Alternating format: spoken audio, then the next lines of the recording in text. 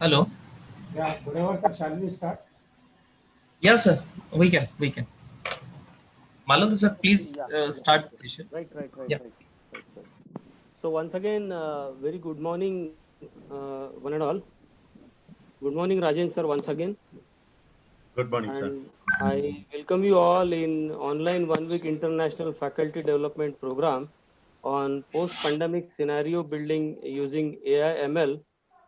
And we are actually on the day 3 of the session, day 3, session 6. And the speaker for today's session is Dr. Rajendra Banepali. He is Knowledge Management Manager, United Nations Information Center, Kathmandu, Nepal. So, on behalf of KDK College of Engineering, Department of Computer Science and Engineering and Information Technology, I welcome you, sir, in this session. Thank you, Uh, sir. Let me formally introduce Dr. Rajendra. Uh, Dr. Rajendra Banepali is an international civil servant and knowledge management professional following the research paradigms.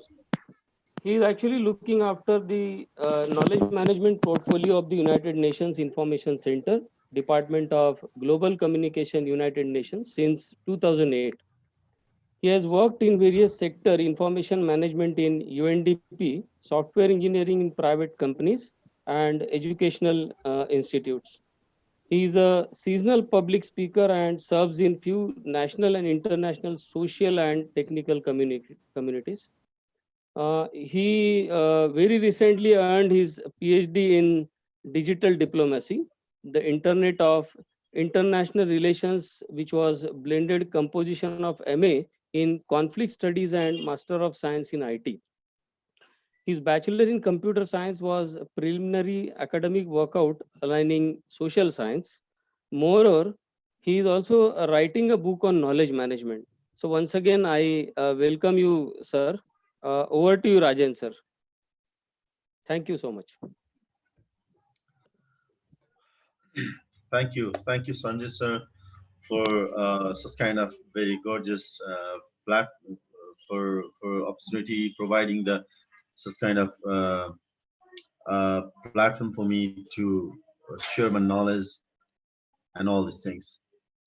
And I would like to thank you, KDK College, KDK Engineering College, especially providing such kind of a very good platform for me. And I hope I could share something very useful for you. Today, I'm going to share about um, the digital diplomacy for um, digital social economy. So I would like to share my slides over here. Just wait a minute. All right. Mhm. Just wait a minute.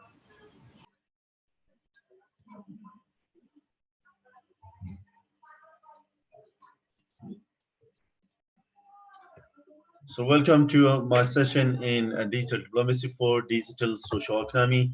Well, it is a little bit, the title has been a little bit changed, and I added the flavor of the digital diplomacy with a digital social economy. So hence over here, we'll just talk about the digital diplomacy for the digital social economy. And if we see the, uh, just a minute. Let's okay, so this is the outline of our session today. We'll talk about digital diplomacy, why we need a digital diplomacy, and how it is impacting the socio economy too. So basically over here, the first part, then we'll just talk about the whole process of the conflicting scenario, dialogues, and all these things, which is impacting the social economy. So the first part in my research also, I have submitted this research in 2015 when I was in an international conference to publish my paper in Cambridge Scholar. At the time, I designed the whole thing, and still I'm doing all the research based on the framework on it. So basically, the idea is overall impact of the digital technology. Then first of all, then we have to go through the uh, um, s- starting scenario of digital technology. Like if there is a high rate of the e-readiness, then there might be the big scenario of the interaction, social interaction, dialogue, and all these things like we are having right now. Right now, we are having a digital dialogue, like a dialogue on Zoom, and in a way, then most of the people that then they just come into the social interaction using the digital technology and all. When there is a conversation or dialogue, there might be an opportunity of collision or a conflict at a time. Then you can see the social conflict actualized by the digital technology or the ICT that might have the cost of economic and social cost. So in a way that turn into different network settings. So here today we'll talk about only the first part of the session, first part of the concept, because still in my research that what I found is to calculate economic and social cost is a very big deal, and still it's not clear in other research too. I have explored a little bit, still it's not enough. So that's why still when I was in a University of Rhode Island in US as a PhD scholar, then I figure out. Then I just discussed with many students and many scholar, and as well as with the professor. They told me that if we have to figure out the social cost and economic cost of the digital conflict, that it's a very important, and it's very hard to figure out all the costs, and as well as to figure out the mediation of the digital technology in a social network. It's also very hard, and still it's not only possible with the mathematical model, but also we have to go through the qualitative analysis and all. So that's why I started qualitative analysis in my research. So here today we'll just check it out, the first session, first part of the my research. So that's why I would like to talk about the social digital identity. uh, Social digital identity, it's basically that I just figured out when I was in a master's degree. Then I designed this theory, in fact. So I also derived this concept even in a PhD, and I presented this theory in international conference too. The thing is, the first we have to know about the digital social identity. Digital social identity is a very important. If we now today we have a conference over here about the AI, ML, and all, but if we talk about the AI, ML, and all these things, then obviously there we just we even AI also working for the any identity or any social any identity, which might be from the society and all. So that's why basically this digital social identity is a very important phenomena in our research in this session.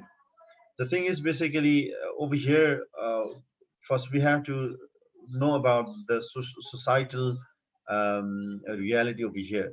Societal reality is basically the real world that we are having right now. Just like me, Then I'm Rajendra Banepali from United Nations Information Center in Nepal, and just living in Nepal. So this is my first identity, and might be my skill set. I might have a skill set that might be the one my uh, identity, social identity, and all. But all these things actually, those things can be reflected in a digital form nowadays. Yes, in a digital form, like my I have my Facebook, I have my Twitter, I have my LinkedIn account and all. So overall digital overall societal reality might be reflected in a digital identity. So basically this kind of identity, even my email is one kind of identity over here.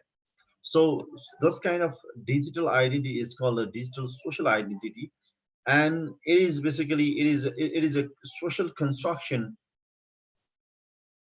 as a strong casting of the social identity. So it has a reflection. The digital social identity has a reflection of the social societal reality, and not only the reflection of the societal reality, but also as adversity to the societal reality. Means most of the people that I found in my research that there is a hyper reality. Means it's basically what we can just find it out in a digital identity that might be reflected into the societal reality. So most of the people, if we take an example of a YouTuber, or more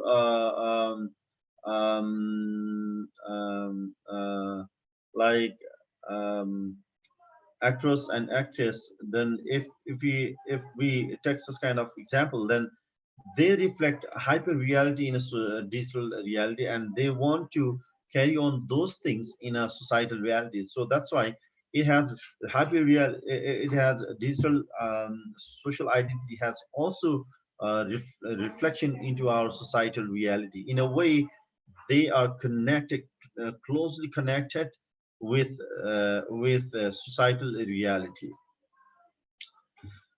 uh, and I found there is also null stage of the digital social identity. Means if someone is there is a social digital social identity, but someone wants to be in a shadow, or someone don't want to be expose themselves for a time being, like they want to take a break, then it is a non-digital state.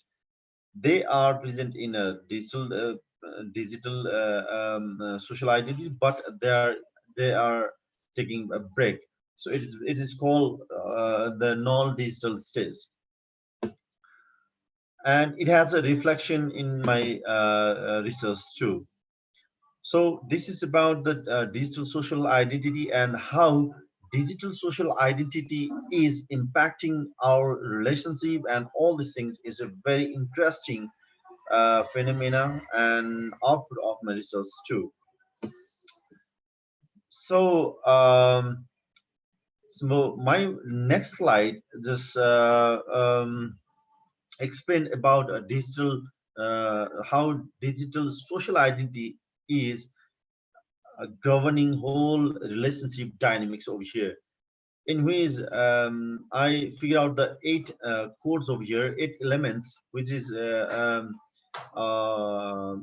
impacting the social dynamics. So before going to social dynamics, then I would like to tell something about my research work. When I conducted my research, actually, that was qualitative analysis. So that's why I had to do my research in a different way. So when my one of my professor in US, then she said that I think so you have to break down your research in a different way. So that's why I just broke down piece of into the piece of elements. Like if I have to talk about, I have to do the research on relationship dynamics, then I went through the social network. So in our computing and all, then we also know about that there's a there's a study about the network analysis and all.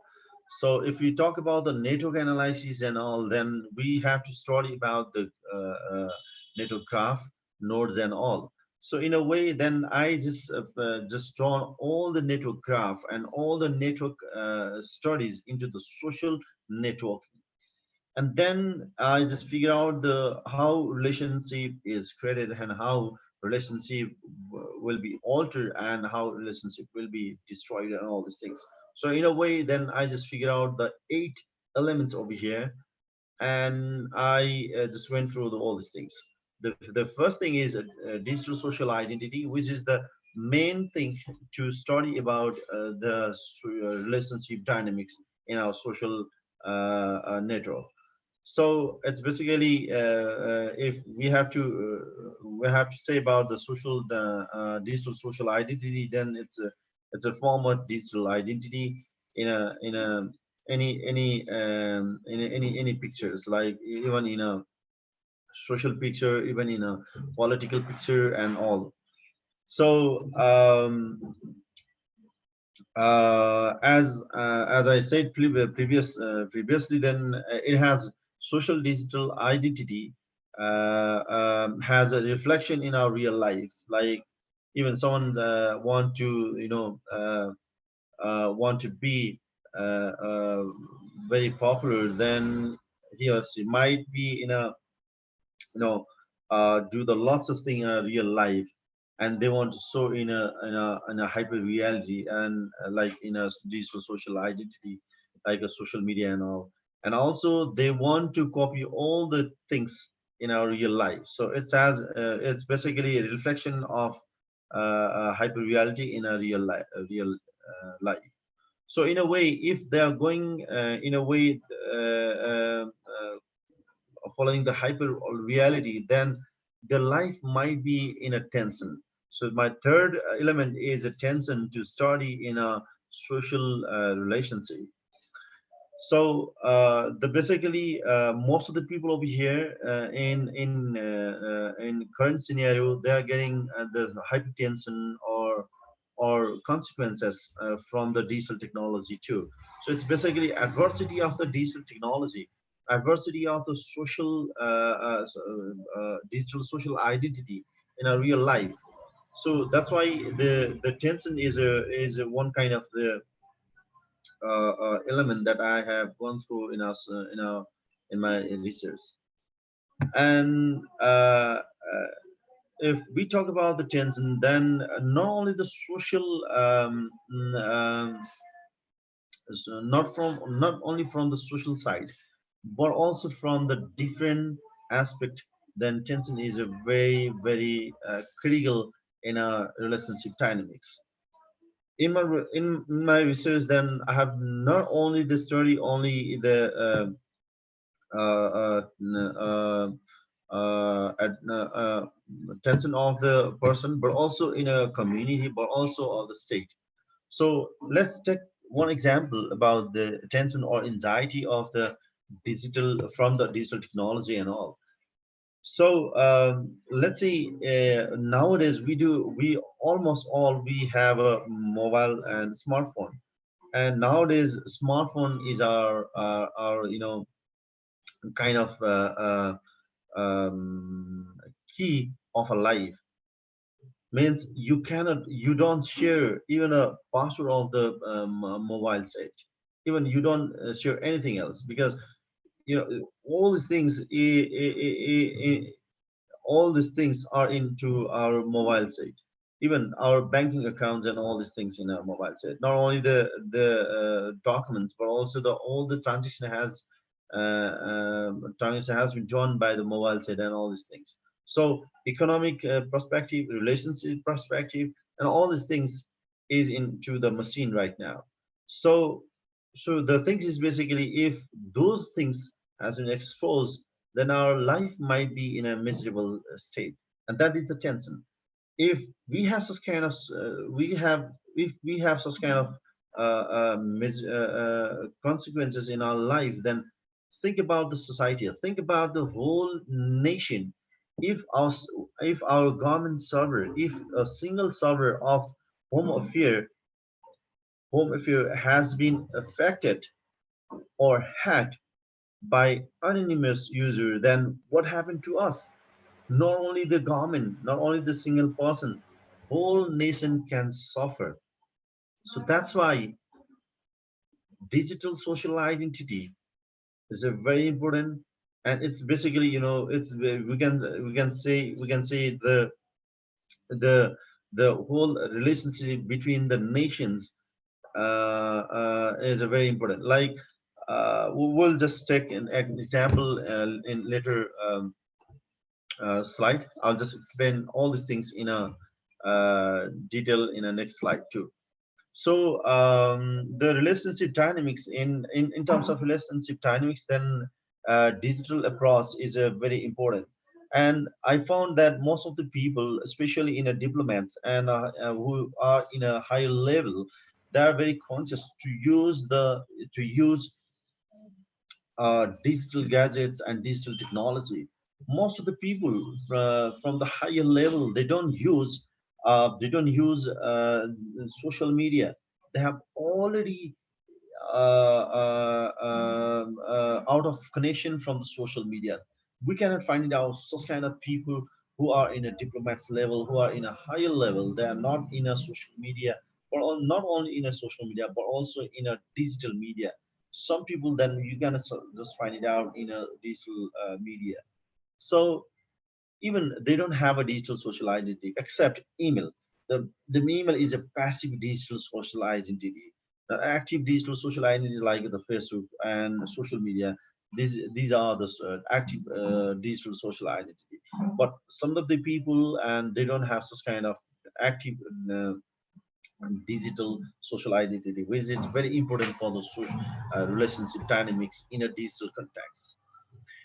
And the new phenomena is basically, since we are in a digital era right now and digital form, so there are also new actors are coming up, like anonymous actor is coming up in a new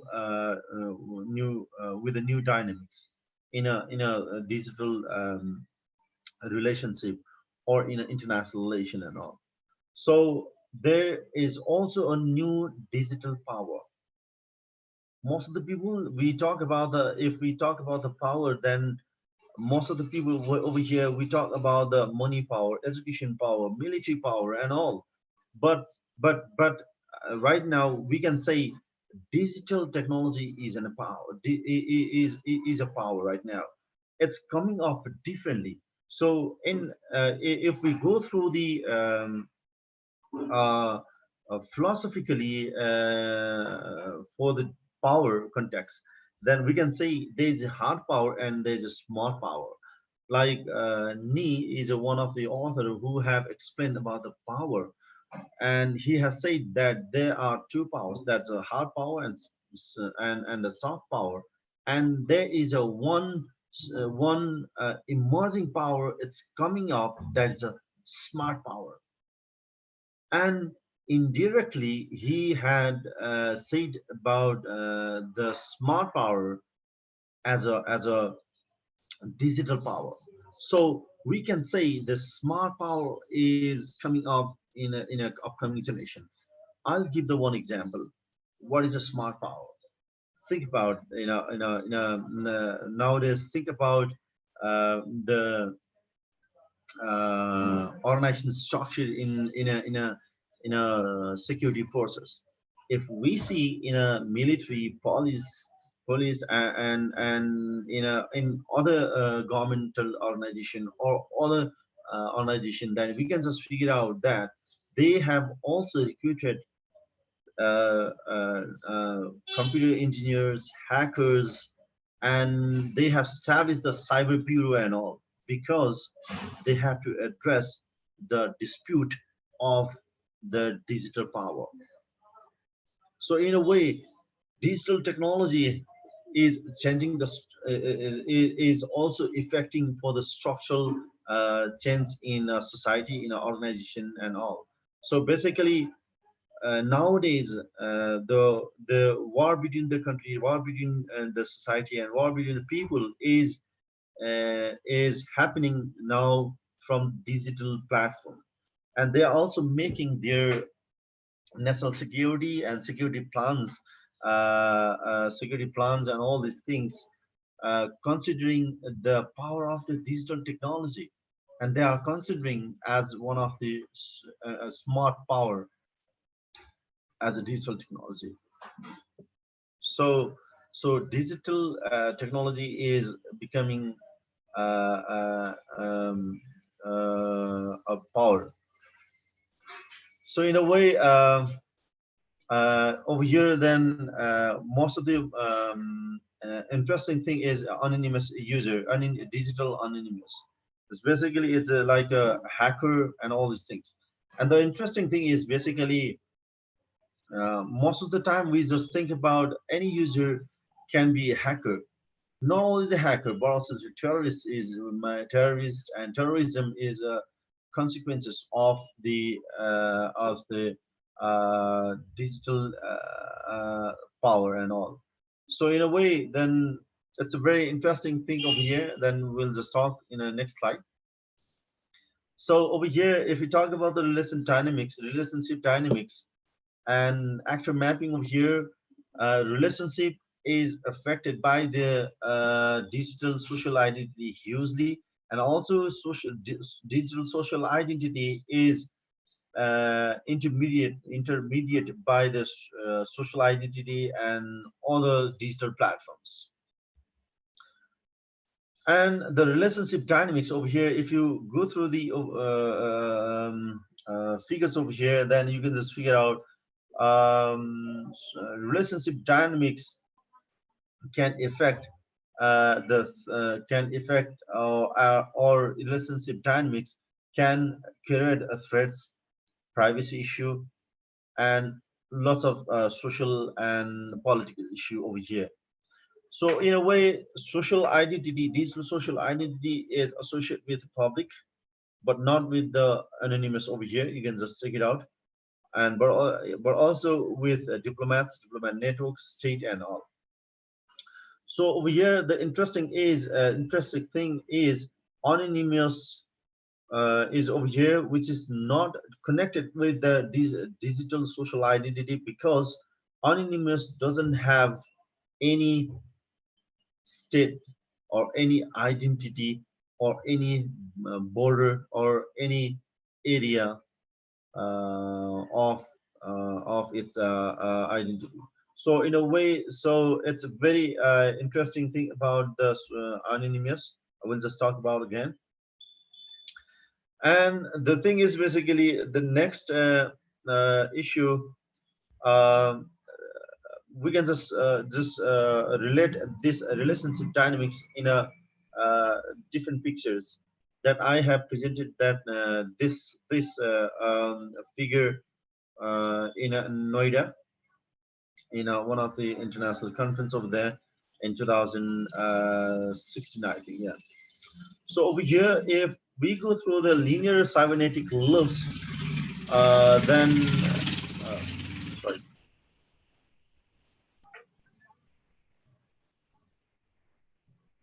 Sorry for disturbing. So if you go through the linear cybernetic loops over here, then we can just figure out over here how digital social identity over here is associated with the state, associated with the public, associated with the diplomats on all, and how digital technology is mediating whole life over here, and how it's affecting the national security over here. It's basically digital technology is mediating our whole life. It's changing our social calendar and all. So it's basically, so you can say in a first part over here, then you can just figure out how digital technology is mediating our social calendar over here. It's basically over here, if you see, then it's also related with the national security and all. Like I said in a previous, I think so. Someone has raised hands over here. So should we get the question right now, or we can just take question at the end of the session? Just please suggest me. So we can have after the end of session. All right. So Meanwhile, we here we will go. post it. We will have it after session. All right.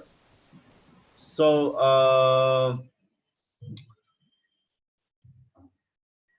all right.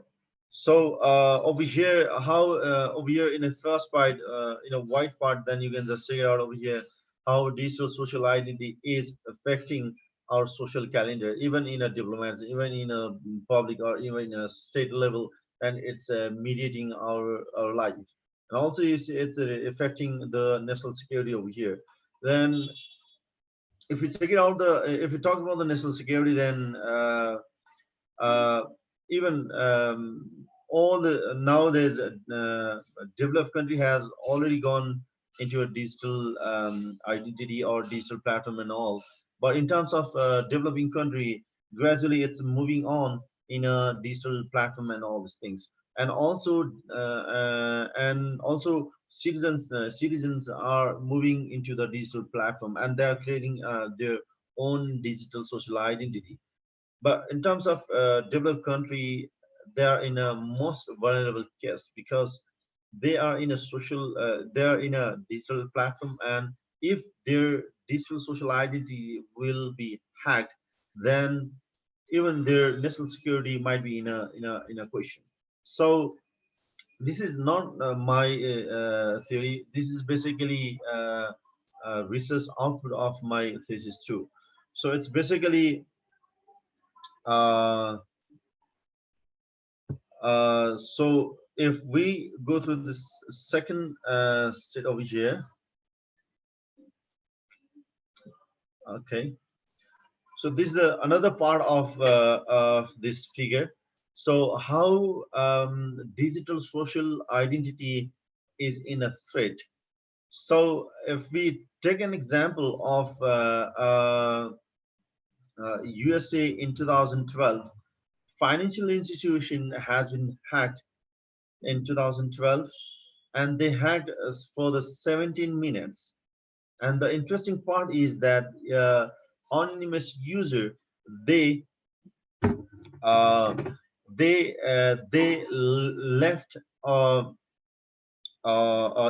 minutes voice saying that we are hacking your another financial institution and take care about your uh, uh, um, servers and all platforms.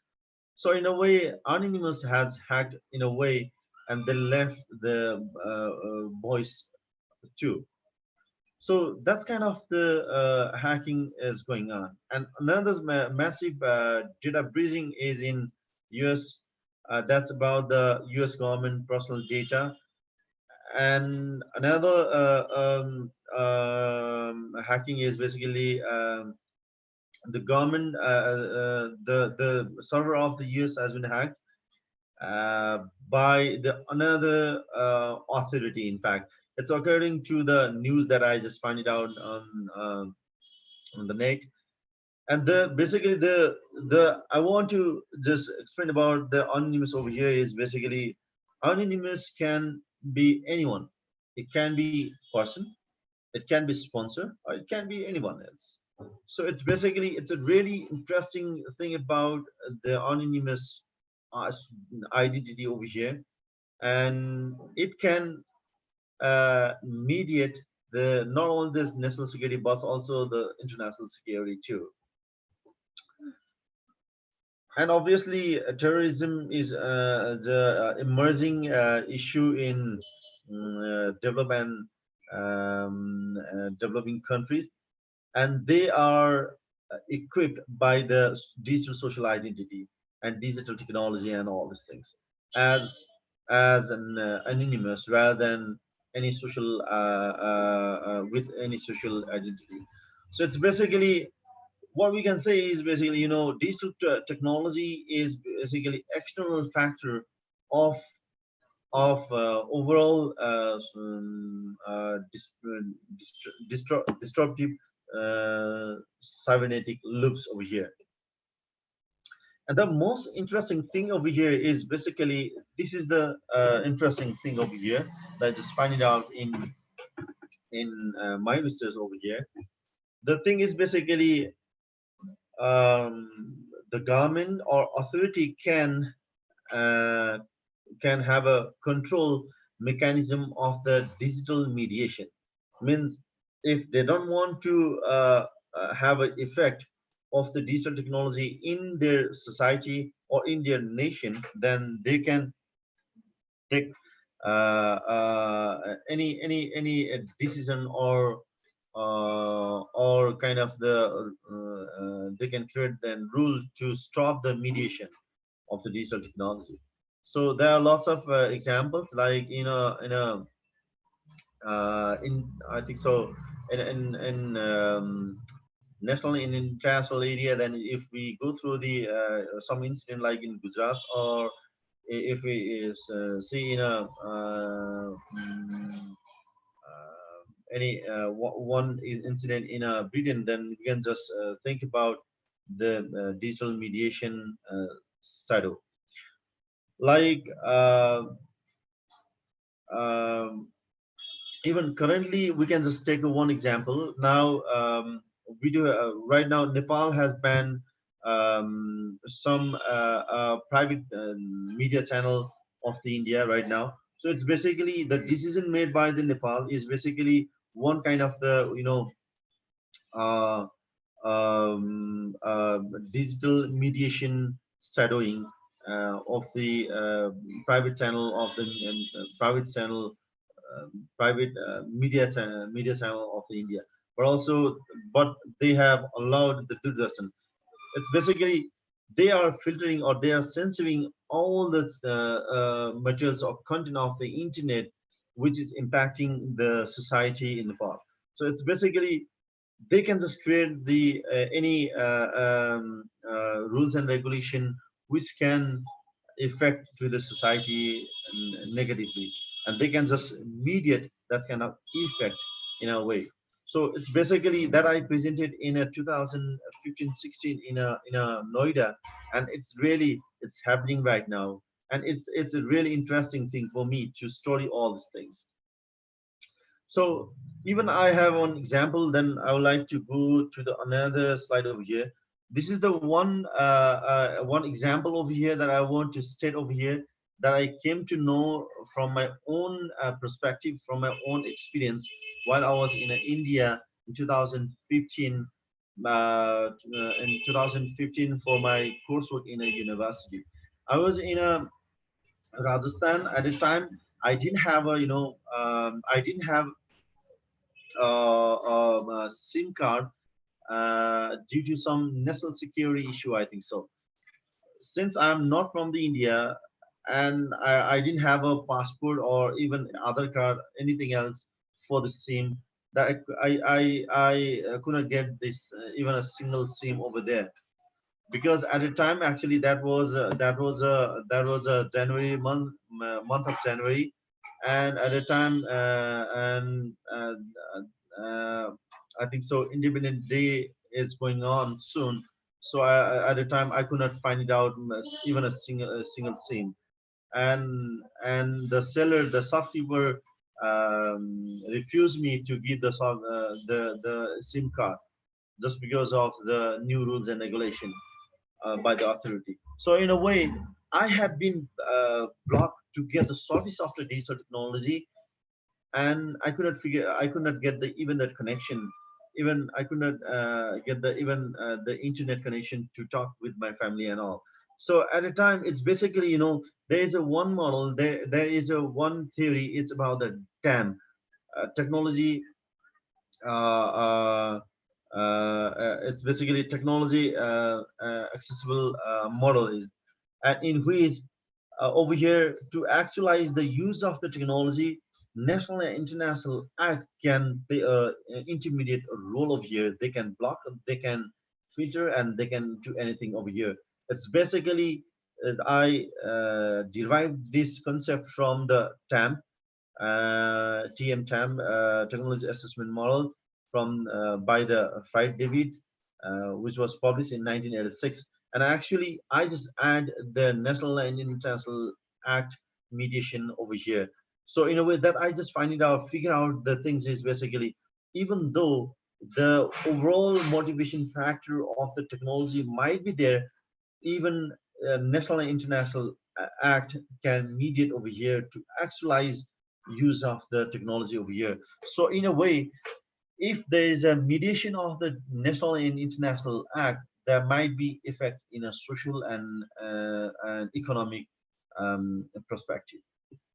So that's why I just put this slide in our session. So that this is called basically balkanization. This concept is called basically balkanization in the technology. So if we go through the balkanization, then balkanization is a huge topic in a politics. Then I just borrowed all the concept from the political sector too. So over here, then right. So this is the another component of my research. Then I figure out that digital supremacy and digital conflict over here. How digital supremacy is one of the component which can bring a digital conflict. It's basically more, when I started this research in 2014, 2000, I just thought in 2012, and even I started all these things in 2012. Then I just started officially in 2013. When I started in this research, especially digital diplomacy research in 2014, nobody believed that it might be happen. At the time, nobody just believed that, oh, is there any possible possibility of a digital conflict and all in our state or in our nation. So actually, I was, it's a really interesting story. I was rejected to do such kind of research in my country, in fact. So I just approached that things in a two university, one in India, Singapore University, and another in a University of Rhode Island, and they accepted the concept and all. Then I just started my research and all. So in a way, I just started, and it's basically very interesting, being interesting for me too again. And the thing is, over here, if we talk about the digital supremacy, then I just coined that there might be the digital conflict not only in a person but also in a society, diplomats level, high level, and in a state level. So if there is such kind of a conflict between the state and between the group, between the people, what might be the cause of the conflict? And I just figured out the cost of the conflict, not only in economically but also in a social cost, is a very big, and it's it's kind of the very hard to fulfill full step again.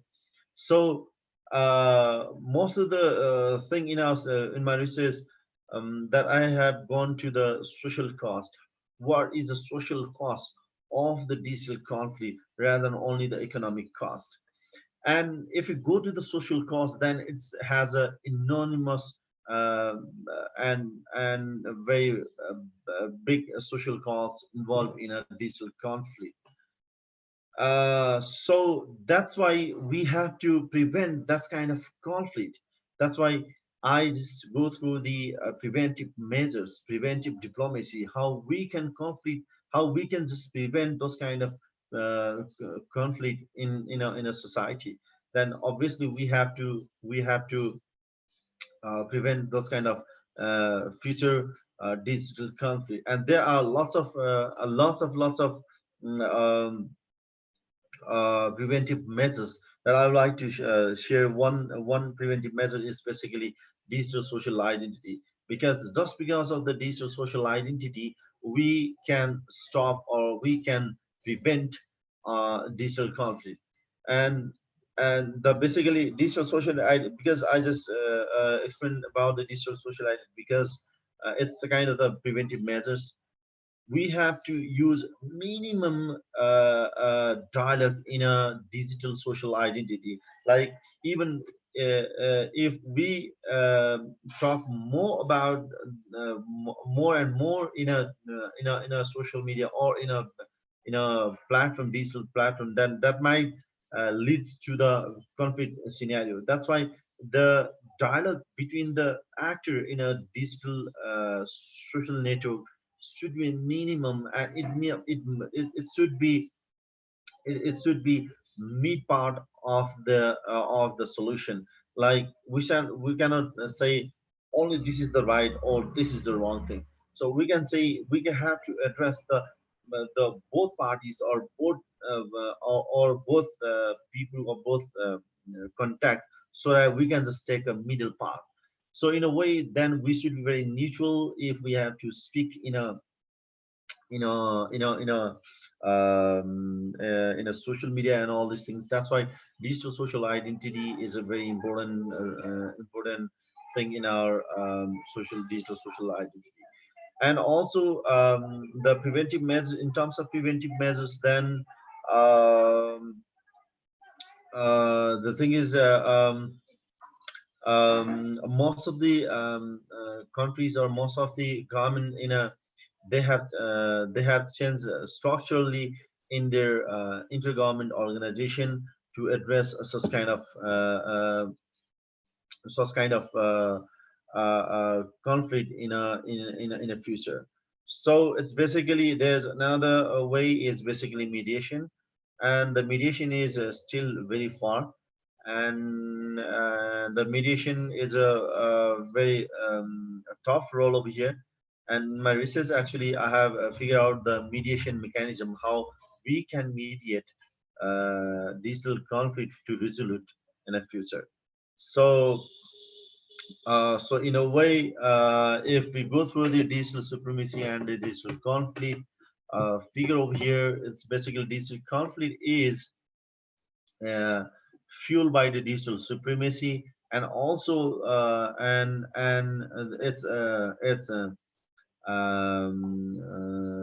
it's a cost of the conflict. It's a very big. It might be the social cost and the and economic cost. And these kind of the things might be mediated by the mediation channel and structural change in a organization, as well as another preventive measures. So if we go through the social network of the state and all these things, then I just figure out all these things in my research too over here. It's basically the social linkages between the country. If we see over here, then you can see the very tight and big social relationship within Nepal and India over here. It's basically, we do have a lots of social relationship, like, if we go through the geopolitical scenario and all these things. Even if we talk about the social relationship, even in terms of digital technology, we do have a big social relationship, digital social relationship between Nepal and India. That's why we are very close over here. And also, if we go through the if we go through the relation between the Nepal and China, Nepal and Pakistan, Nepal and Bangladesh, Nepal and South Korea, and all, then we can just see the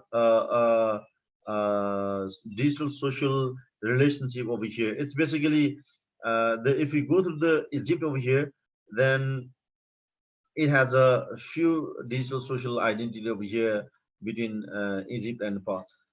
I have just include these countries over here because I have gone through the interview with those countries in my research. I have gone through the interview with the ambassador over here with these countries. So in a way, I have included those into those country in my figure only. So So in a way, then if we go through the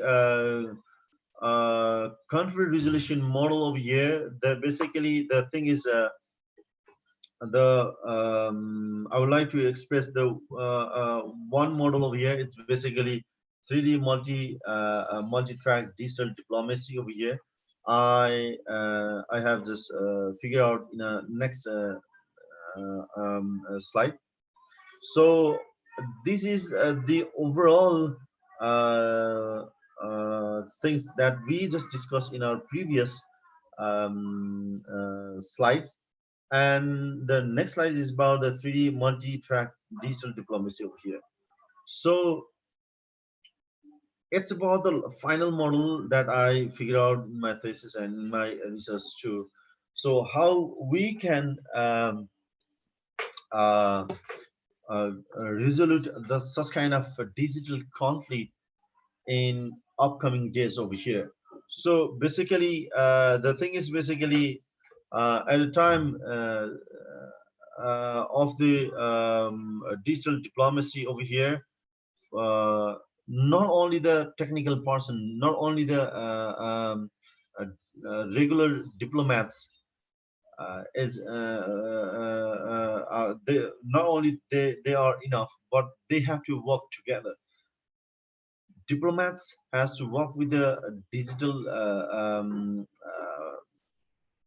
technical persons, and also technical digital technical person has to work with the diplomats to resolve all the conflict over here. But also they have to work with the academician like us over here. So it's basically this is a multi-track diplomacy, and we have to just work together. We can just we can solve the technology. We can solve the conflict over here. So this is the final model that I have over here, and the final slide I think so over here. So it's almost end of my slide, and I would like to welcome your answer, your question. If I can answer over here, I'll try my best.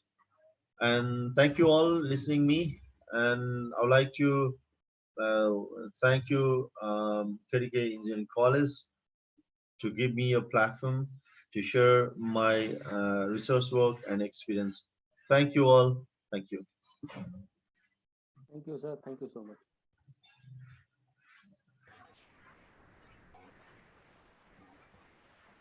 Nathankar, sir. Yes, sir. Please. Okay. Good afternoon to everyone. My name Rajendra is sir, hello. question answer दोनों होते Question answer. Rajan, sir, we'll just wait for 5 minutes, 2-3 minutes. If we have some question, we'll go through and then move ahead, right? All right. Yes, sure. Yeah.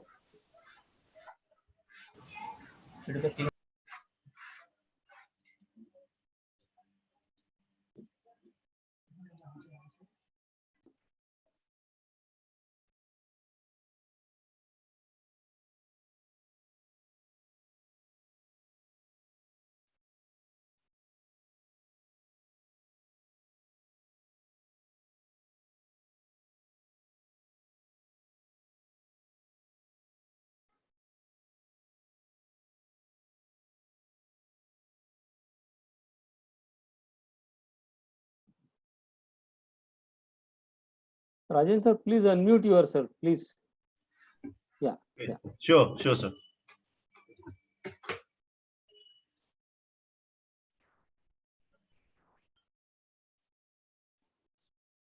So is there any questions, sir? I find one question: what is the role of government in this model? If you go through chat box, you could find. Sorry, it. I couldn't hear clearly. What is the role of government in this model? All right. So if we see over here if we talk about the mediation and all these things over here, just let's go to the mediation.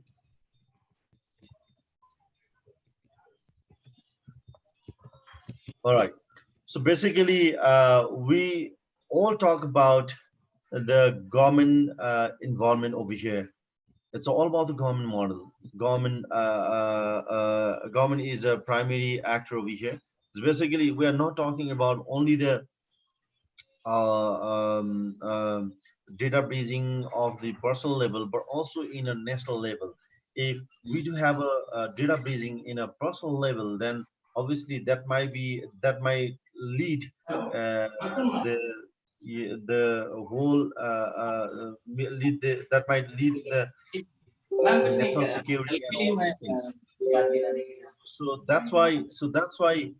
the lead role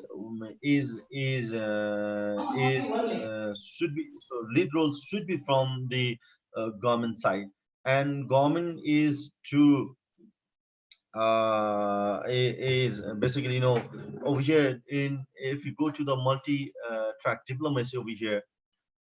First, government has to take the rail to resolve to talk with the anonymous or the other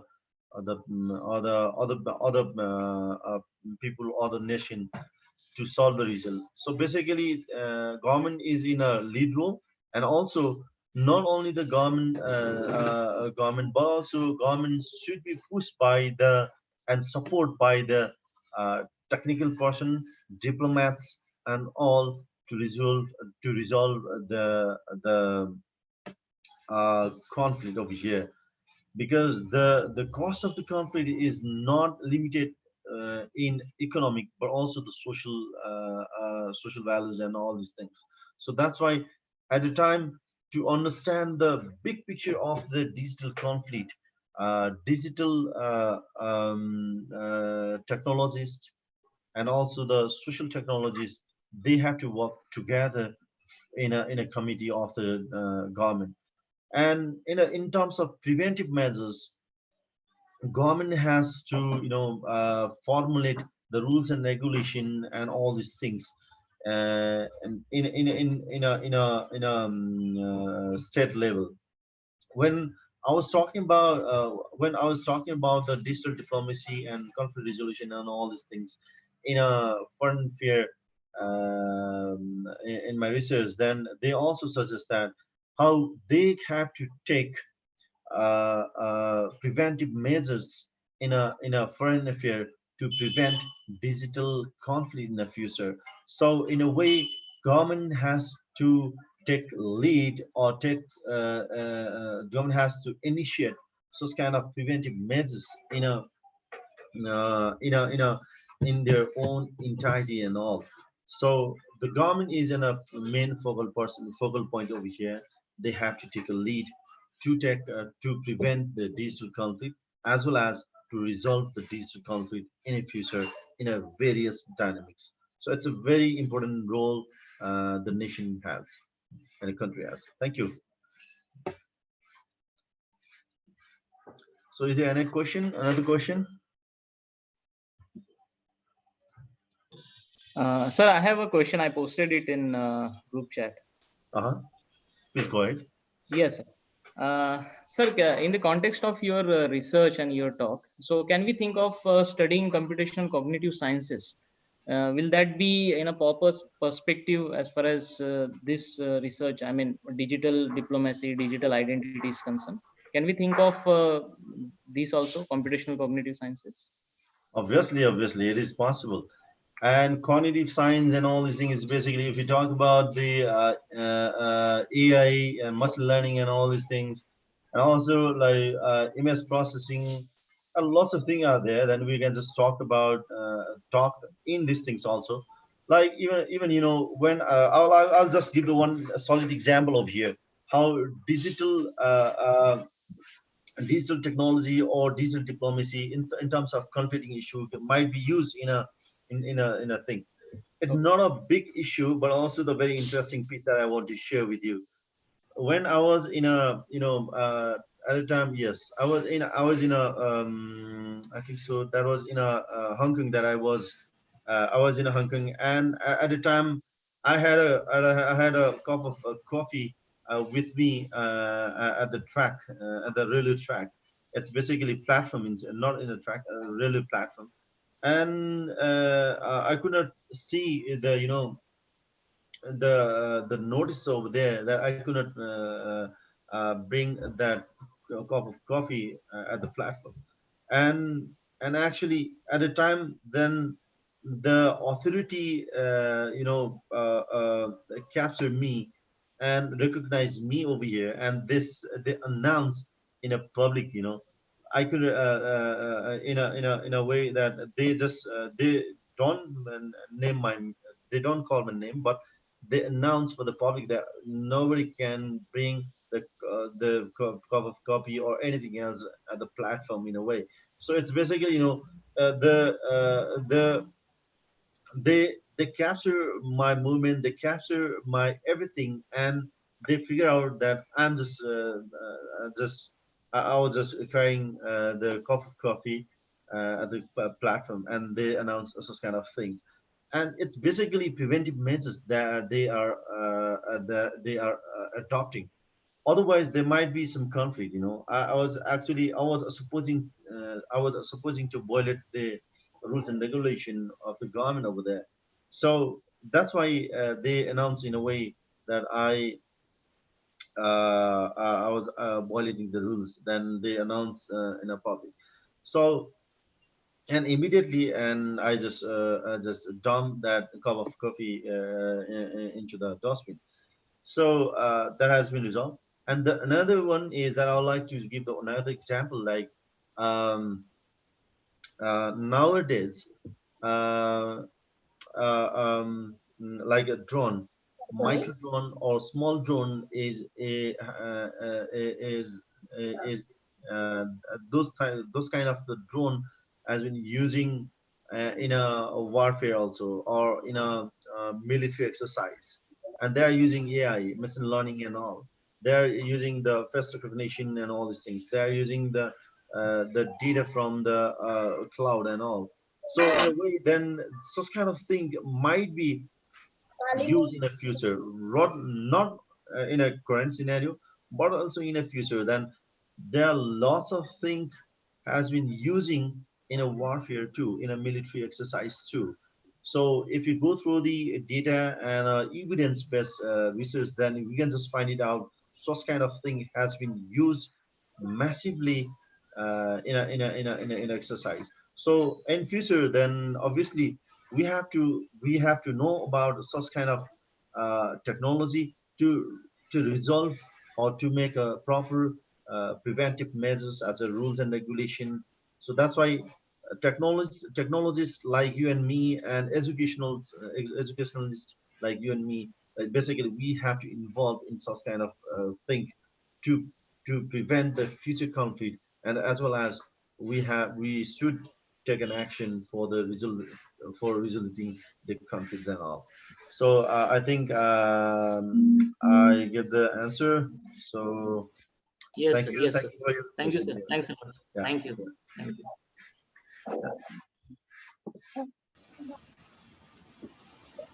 So next,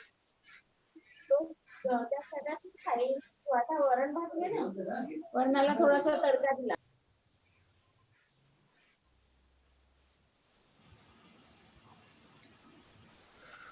Another sir. Nathankar sir, please. Another sir, questions है और chat box में. अच्छा अच्छा अच्छा. the question are in chat box over here. Yeah.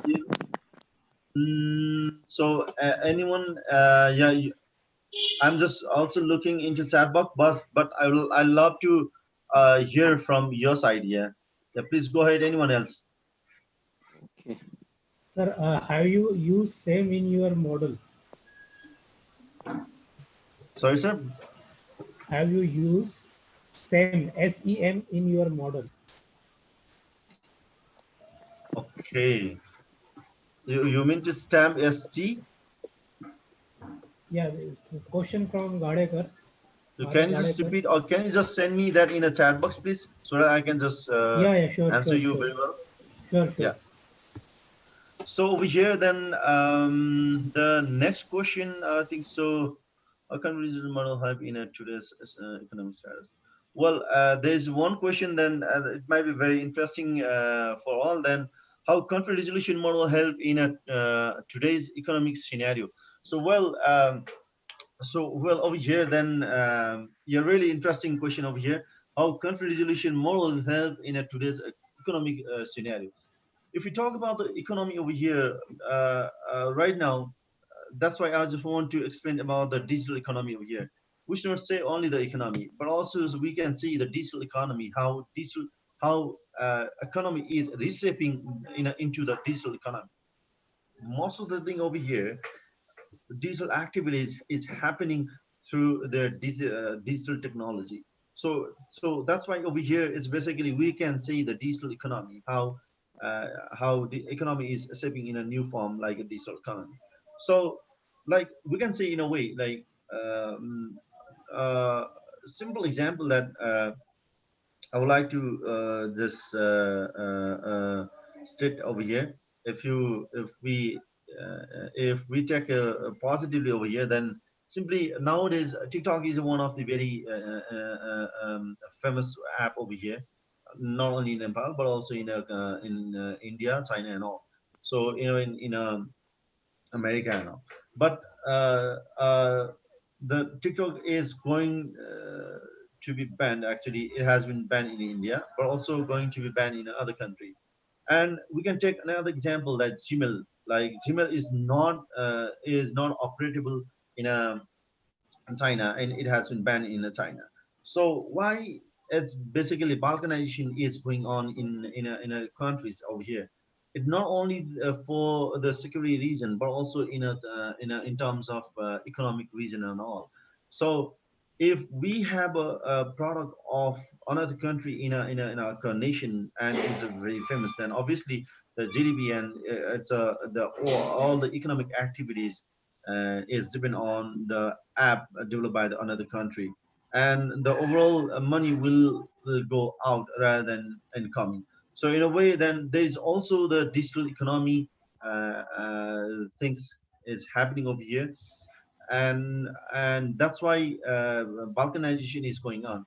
So the thing is basically in 2008 there was a regional cooperation between the countries in which they came into an agreement that they will cooperate with the digital technology and digital technology innovation thing in the future.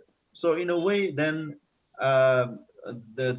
nowadays what happening in our countries or in our region, then we can have a common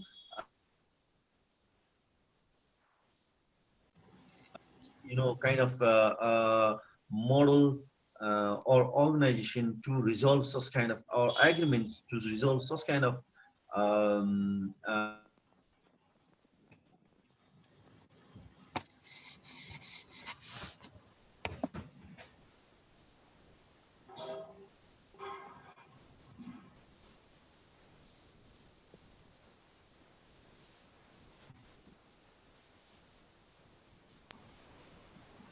Hello.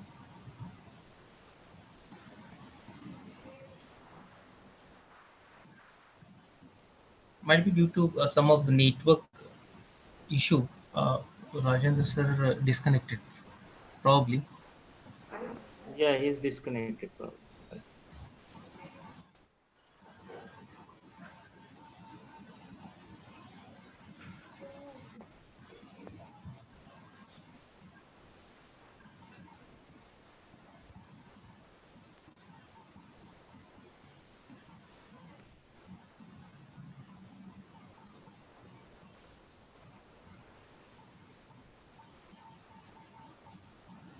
Yeah, he is in.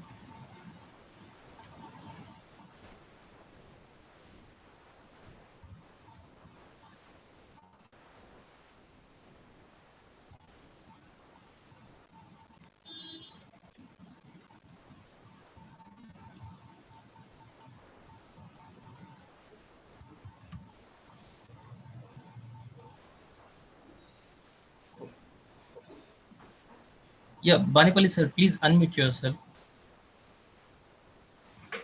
so okay. So what was happened in our session, by the way?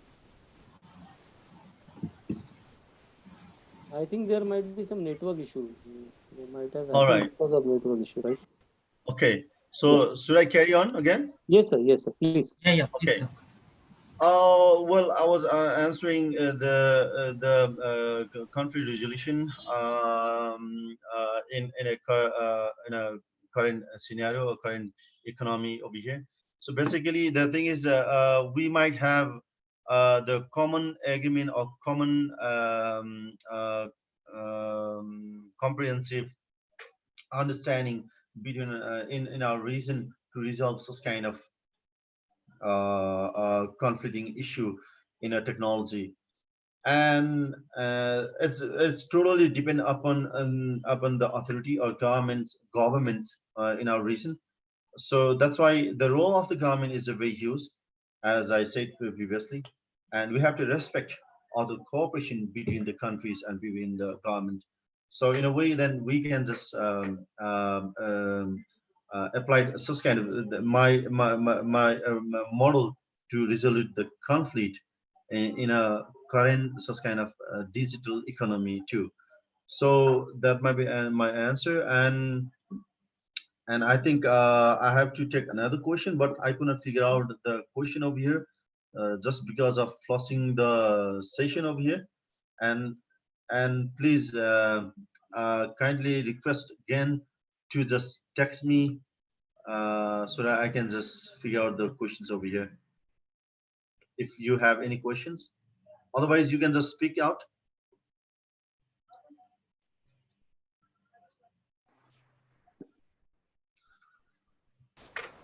All right. So another very good question over here from Dr.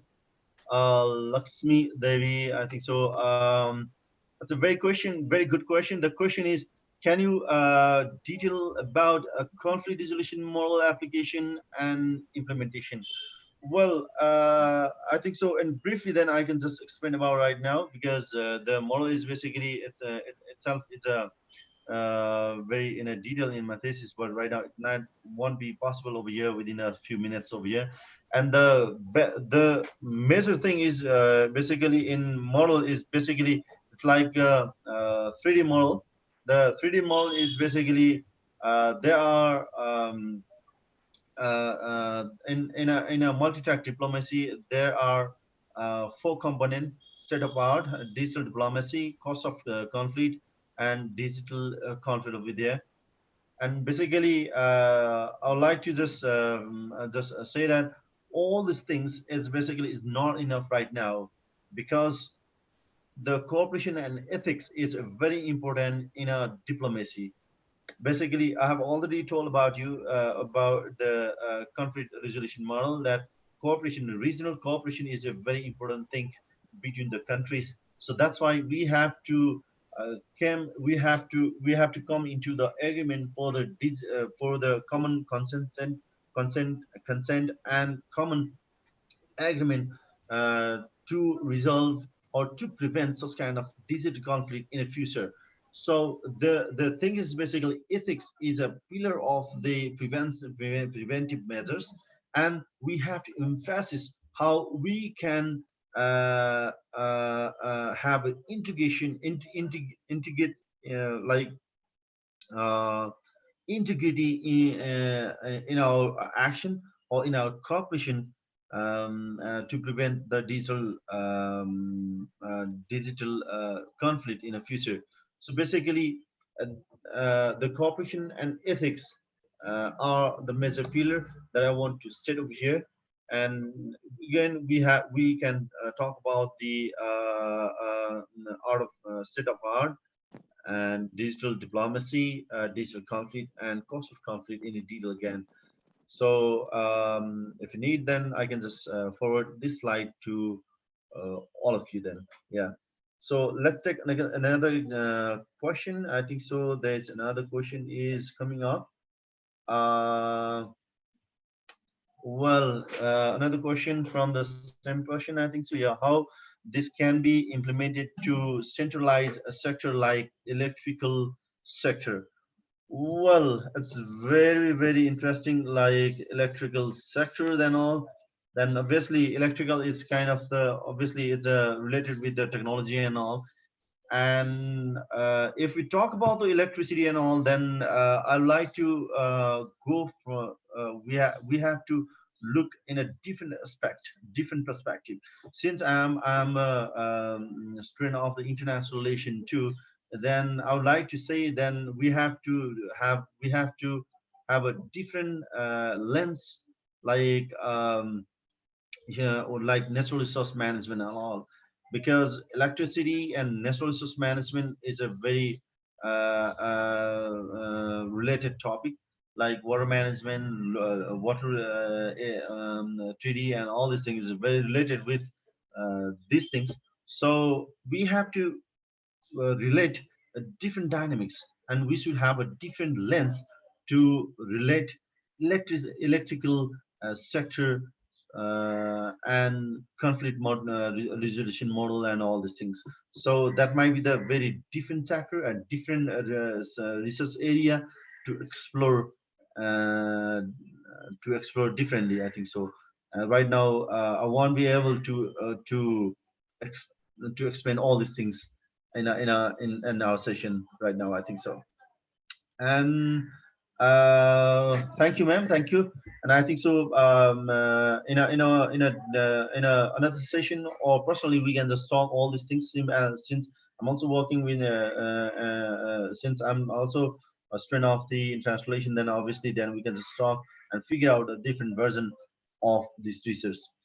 And thank you, ma'am. Well, the uh, is there any question from anyone else? Because this session, I think, is happening very interesting, and really I am enjoying too. Yeah.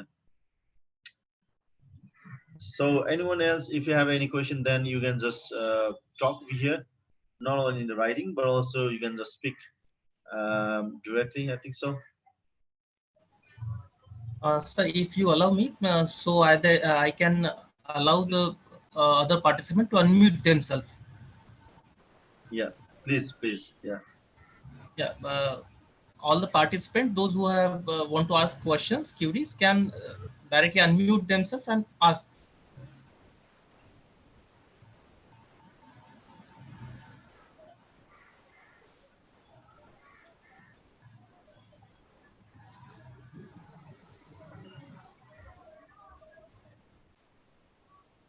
I think there is no question right now, and I think we can wrap up the session, I think.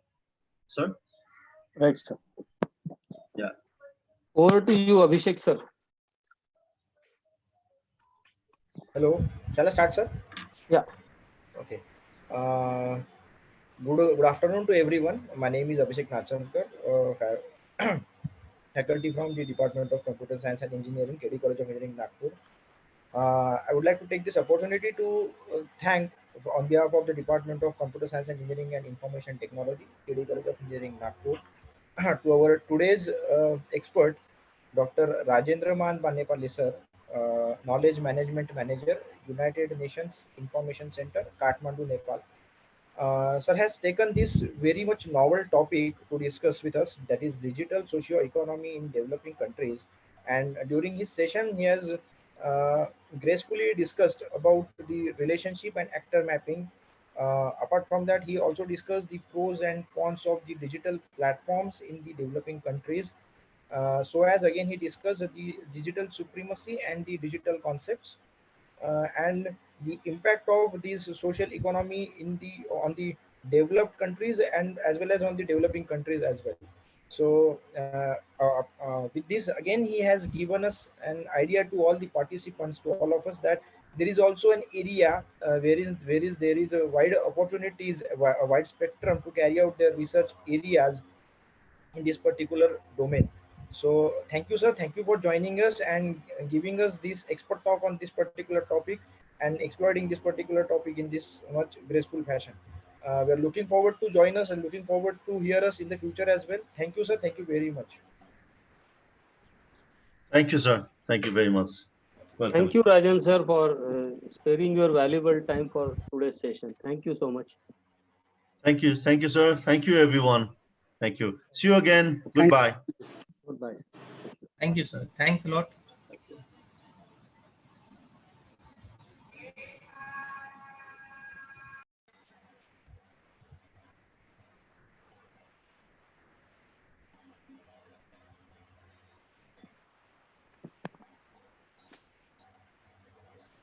So kindly brief regarding the tomorrow's session if possible.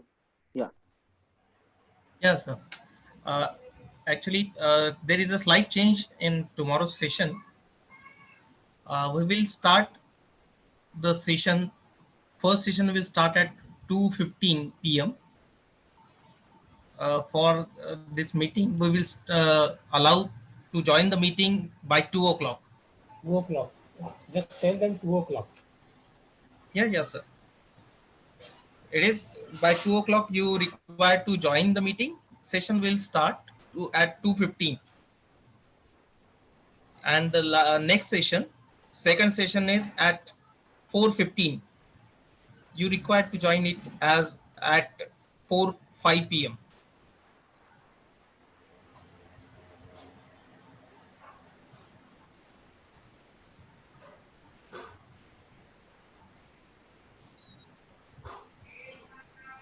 Hopefully, screen is shared, sir. Is it visible? Yes, yes. Visible, sir. Yeah. All the participants, again, I am requesting all the participants, please note down tomorrow's timing as shown on the screen.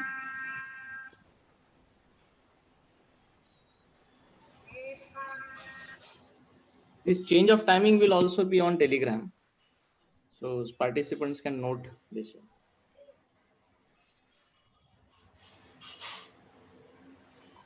Yeah, surely, sir.